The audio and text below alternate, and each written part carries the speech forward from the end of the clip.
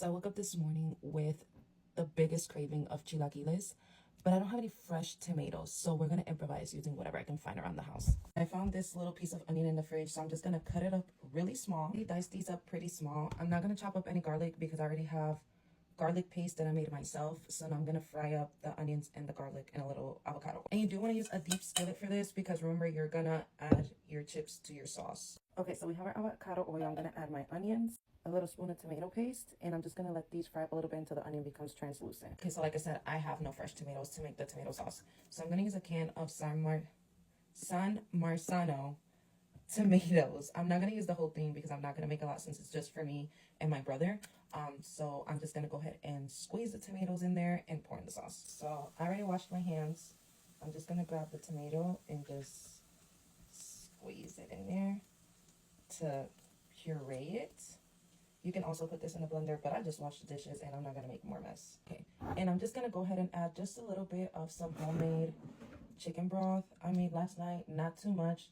This is just to give it a little extra flavor and loosen up those big tomatoes. And for seasoning, I'm just gonna add a little chicken bouillon, a little black pepper, a little bit of salt because the chicken bouillon is already salty, but add cumin and oregano, but I don't have any. So I'm just gonna add a little Italian seasoning because I already have oregano in it. Put this back on the stove until I finish frying my tortillas, and I'll just keep tasting it and add whatever I feel like it needs to be added. I also didn't have any fresh jalapenos, so I did add the juice of like pickled jalapenos, just a little bit, and I did add a few in there. The chips is simple. Heat up some oil, take a stack of tortillas, and then just cut it like a pizza to give it, you can either leave them this big or you can cut them one more time to get 8 pieces. I'm gonna leave them this big. This is perfectly fine for my like. So now that I fried up the chips, I salted them and I'm just gonna add them to the.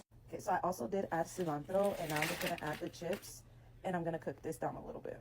Just want to incorporate the sauce into the chips. Some of them did get a little burnt, but it's okay. You're not even gonna taste it. You just want the sauce to coat the chips. And okay, so now that it's done, I'm just gonna plate it up. People like it more saucier. I'm not a huge fan of it being like super watery because I don't like the chips to get too soggy. So I'm gonna add my chilaquiles, or the chips in the sauce. I have my fried egg, and I didn't fry it on camera because I don't got time to debate with y'all how egg is supposed to be fried. Thought I had queso fresco, but I don't. So the next best thing, it's some mozzarella cheese. I used up the last of my Mexican crema the other day, so I'm just gonna add a little sour cream. And last but not least, some avocado. You can really eat this with whatever you want because your kitchen, your rules, but you know, TikTok likes to cancel people. So this is not authentic. This is just with whatever I found in my house. And this is what it looks like. I have my little egg, my chips. This is a better angle.